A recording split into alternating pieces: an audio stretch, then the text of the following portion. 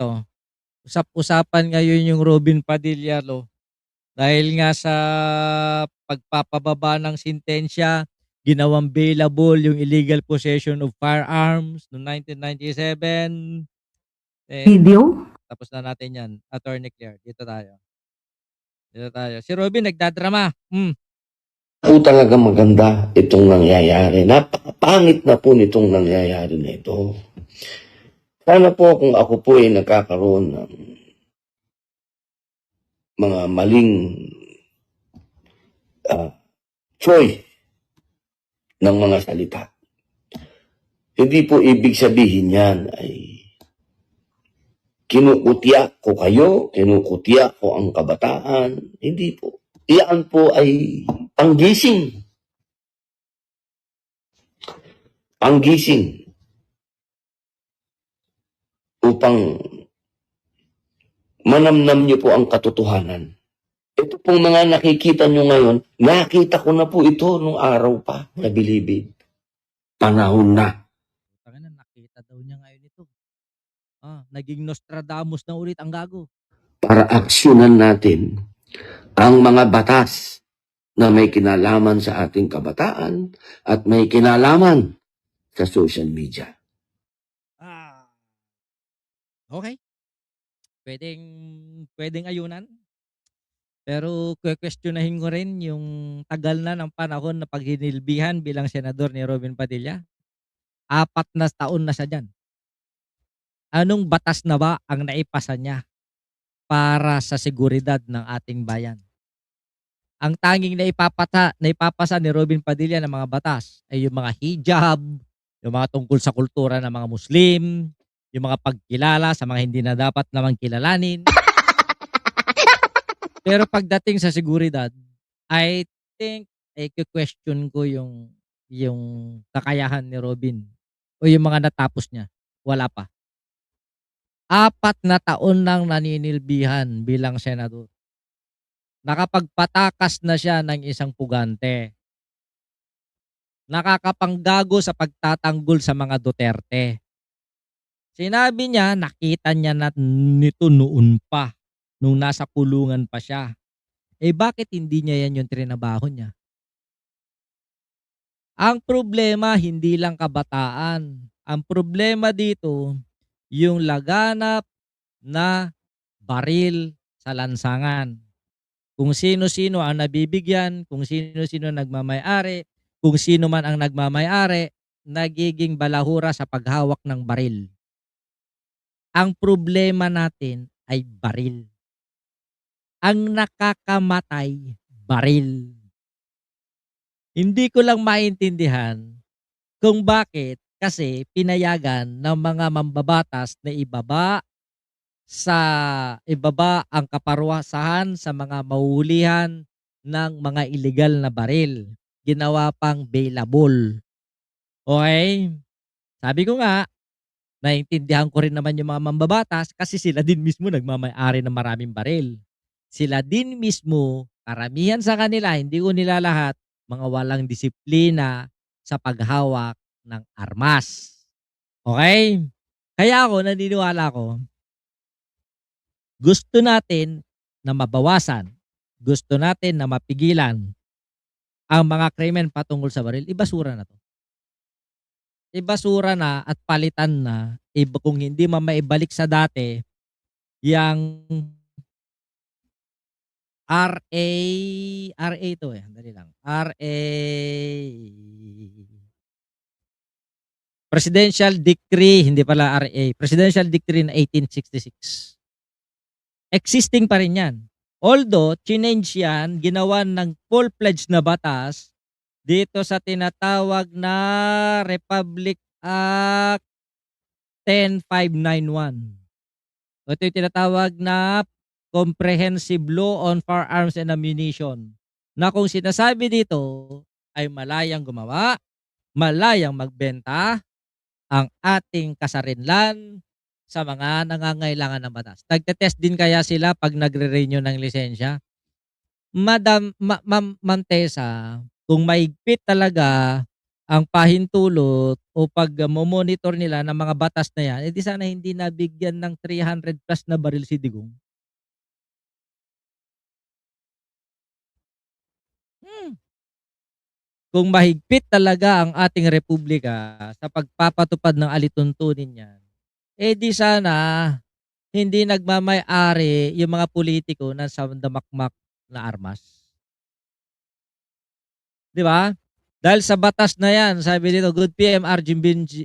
Blag, dahil sa batas na 'yan lalo pang dadami at mauulit na naman yung insidente ng pamamaril sa eskwelahan, di hamak na mas malala 'yan sa juvenile. Gusto ninyo ng matino? Remember, sa dalawang huling insidente ng mga krimen sa eskwelahan, gamit-gamit licensed firearm, lisensyado. Baril ng pulis nung nasa Tacloban. Baril ng security guard yung nasa Tacloban.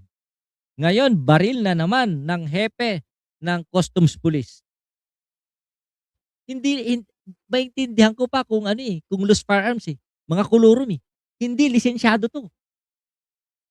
Mga lisensyadong baril ang nagagamit sa krimen, 'di ba? Kaya kaya na-let go yung sa akin kasi ngayon test na 'yan, oh. 'Di ba? Number one, ituro mo. Hindi porket yung may kapit, hindi porket yung may kilala sa kamkrame, bibigyan. Ayan, ipagbawal ninyo.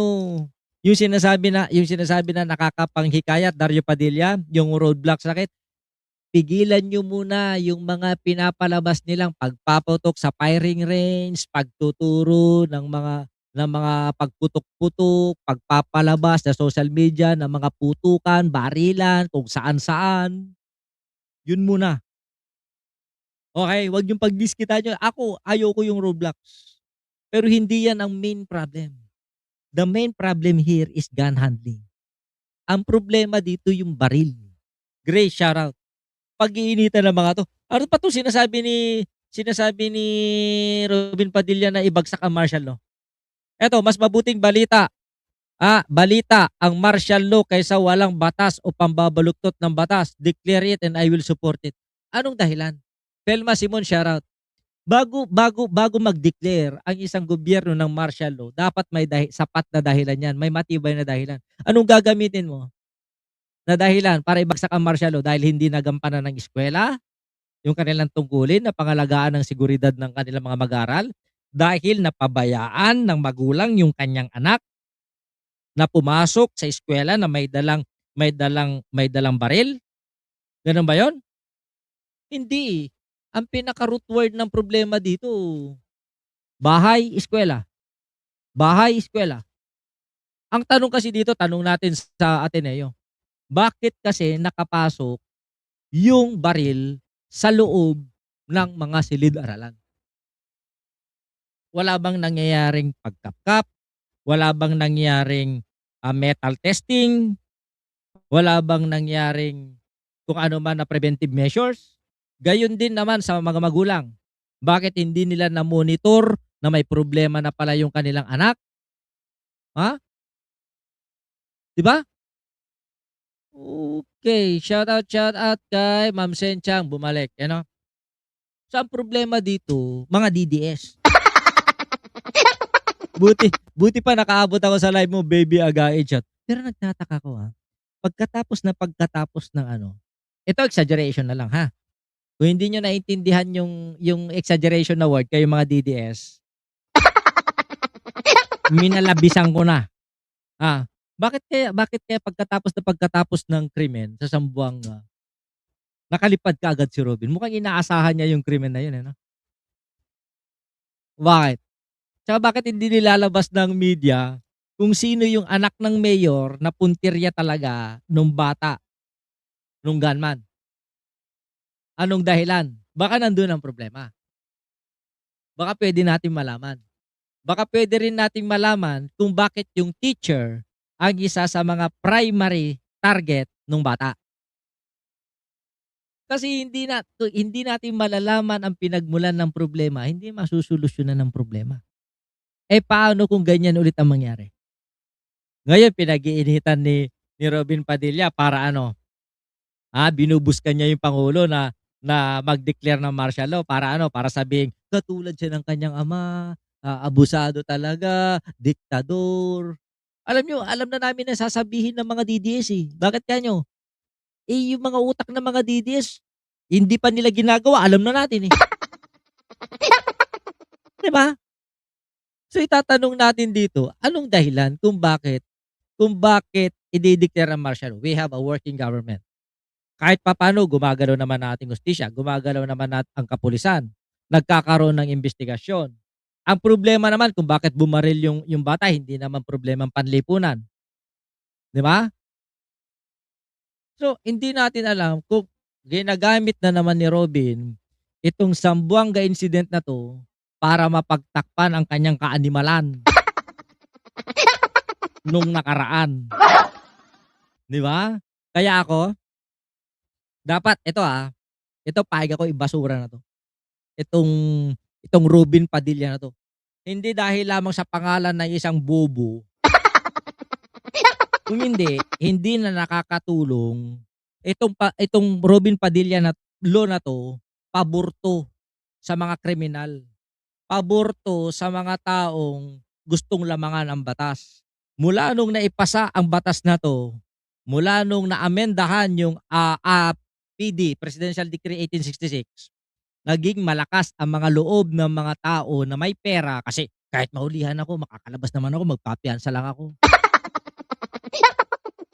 Ilan na ba ito tanong natin, mag-research tayo ng konti. Ilan na ba ang kabuuang nahulihan ng baril, illegal firearms sa pakapaglabas sa mga election code, COMELEC gun ban, ang nasentensyahan na guilty? Mababa, nasa 37% lang. Nasa 37% lang ang conviction rate. Ibig sabihin, 63% ang nadi-dismiss dahil sa technicalities. Ang tanong ko dito, bakit? Bakit nagkakaroon ng technicalities? Sinasadya, aregluhan. Dapat sa mga ganitong kaso, walang areglo. Okay? At saka sa mga ganitong hulihan, dapat walang nate-technicalities. Dapat talaga maibalik ang bitay para magkaroon ng takot ang mga tao. I agree. Sa mga heinous crimes, I agree. Payag ako dyan. Si Robin Padilla, ilan ang baril nito na nakarehistro? Sa kaka-research ko nga dun sa PD 1866 na yan, kababasa ko lang sa PD 1866 na yan, hayop na yan. Yung kapatid pala na 'to, na si Roy Padilla, nakulong din. Nakulong din. Hmm. So ibig sabihin umiikot sa angkan ni Robin Padilla yung pagiging taong preso. Sanay na sanay sa mga asunto. Sanay na sanay sa kulungan. Kaya yung utak nito, sinasabi utak kriminal, diskarteng kriminal. Unang-una, anong ginagawa ni Robin Padilla sa Zamboanga? Hindi naman siya investigador. Lahat na napasok na, nagpunta rin sa Baguio, nag-imbestiga rin sa landslide na nangyari. Walang kasamang engineer. Sino magpapaliwanag dito sa totoong nangyari, sa aktuwal na nangyari sa Baguio City, sa may Benguet? Ito yung ginagawa ni Robin Padilla, pagmamagaling na lang. Okay? Yun lang. Oh. Balik ulit tayo rito. Kasi ito yung mga very trending ngayon sa mga nangyayari. Lahat ng mga nangyayari ngayon ginagamit nila. Itong dalawang to, ito at saka to. Ito yung mga ngayong araw, maliban kay Christian Esguerra, na umaaray na dahil sa kanyang katangahan. Ewan ko, nagpapaliwanag yata ngayon. May nag-message sa akin na nagpapaliwanag daw. Kahit anong paliwanag na nila. Nangyari na ang nangyari. Hindi mo na may babalik. Pwedeng maayos yan ni Christian, pero hindi na niya maibabalik ang katotohanan. Mahihirapan na siya dyan. Okay? Eto,